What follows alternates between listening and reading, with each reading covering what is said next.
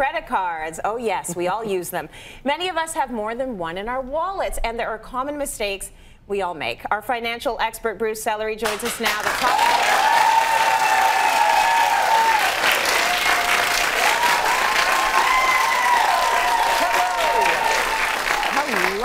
Friend, let's talk about credit cards because we love them, but we also kind of love to hate them. So what is the biggest mistake we're making when it comes to our credit cards? Using them when you already have a balance that you are carrying month to month, which is not a message people want to hear, right? No. But if you can't pay it off, you need to stop using them. Take them out of your wallet. Now, here's the wiggle room. Yeah. It's summer, maybe kids are, or it's a holiday season, there are expenses that you're gonna have to pay over the course of a couple of months. But if it's systemic, you need to take them out of your wallet. Now, I know this isn't what people want to hear. In fact, I was in a store the other day and this woman was like, "You're the money guy from Cityline. I love you, you're great." Except for I listened to you with the sound off. Because I don't want to hear, you're like lovely, high energy, but I'm like, so listen to me here, listen, keep the volume on. It hurts to know that because it does. When you say don't use it if you're carrying a balance, most people are like, but what is the other way to live? Yes, like, exactly.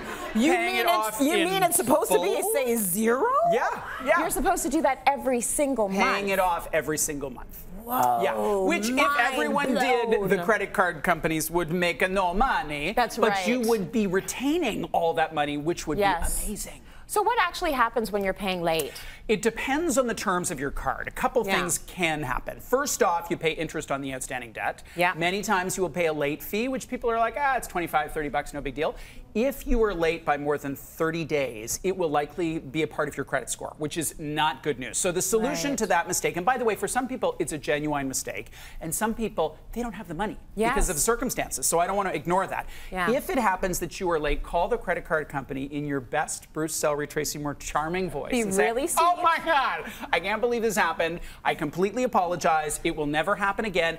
Do you mind waiving the late fee and any interest charges?" Because they do have some discretion. So ask in that way. It'll definitely work. Second solution is set up an automatic payment. Now, because I pay my credit cards off in full every single month, my automatic payment pays off my credit card in full.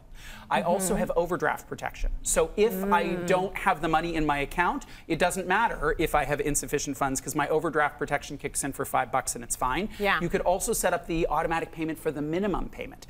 At the very least, put it in your calendar. At the very, very least, because we know the bill comes in, we're horrified, we want to block it out and turn on Netflix. Put it in your calendar so you have a higher chance of remembering. Okay, but how do you know what your balance is going to be month to month to put an automatic withdrawal on it? The banks talk to each other. So if mine says pay the balance in full, and somehow in the magic technology world, the credit card company says to the bank, his balance is this much, and then they pay it off. So you said to them, pay it in full. Pay it off in every full, single but month. I don't know what the amount is. Okay. Yeah. I just learned you, didn't I? You sure did. Okay, what mistakes do people make when it comes to the actual statement? Because that can be very confusing as well. Not reading it in detail. And I have a personal experience here of almost making the mistake. There was a charge for $1.61 that I thought, what is that, a coffee? A coffee isn't $1.61. Is that a donut? But what's this thing? Anyway, I called the credit card company, and wouldn't you know, I was the victim of the $1 scam. Okay. So my credit card number was stolen, and what they do is they put a small charge on that you wouldn't really notice. If you notice and call and get the credit card canceled, obviously there's nothing more for them there. But if you don't notice, the next month the scammer puts on a larger amount because they know, oh, we've got someone who's oblivious to their charges here. So you have to look at it. The other scam out there is signing up for fake Spotify and Netflix accounts or other iTunes accounts. So it's like, I don't know. I know I'm paying. It's like $12.99 or whatever that is. I think I have that membership, but maybe it's not on that card. It's on another card, so you're paying twice. So there's a lot of scammersons, in addition to just the fact that someone rang it in wrong, and you're like, it was a $50 bathing suit. Why is it $200? I didn't buy 4. Right. Okay, my issue with the statement is that I see all these charges, and I call the credit card company, and then I'm like, oh no, I did buy that. Right. I sure did. I think there's some people who do the same thing. Right. But I call. You might want to stop self-medicating before you go to the mall. You might want to actually go sober to the mall. Okay, what credit card mistakes can actually affect your credit score? Because that's the thing you need to keep track of, right? This is when it gets into scary town. So missing payments, of course.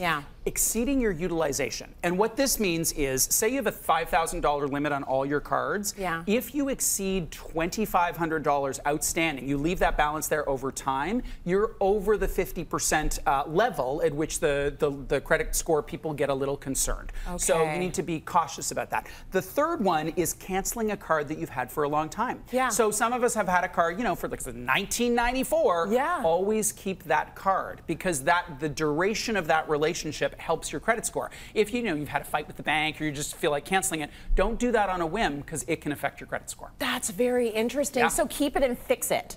Yeah. Just make that card better. If that was a bad card, the one you never wanted to look at because it always was carrying a balance, just fix it, but keep it. Fix it, but keep it. And then don't use it anymore? You can use it or not use it, but it's still on your file as, wow, look at Bruce. He's had this relationship with a credit card company since, you know, Big Hair and Duran Duran. Yes. That's amazing. He's amazing. Okay, I have one more tip I'm going to just sneak in on cash advances. If you take a cash advance, you go to the ATM, remember that you are pulling that balance, and you need to know that you're paying interest on that immediately. And are you paying more interest on that than you would be? Yes, it's typically a different rate than on debt. Ooh, so it's not just your regular going to the bank and taking out money. Don't be taking cash advances. Okay, I like it. Yeah. Can you have more than one card? Just you can. I would say 2. The average is almost 4, which makes me crazy. Do you really need more than 2? Okay. I don't think so. All right. Thank you for that.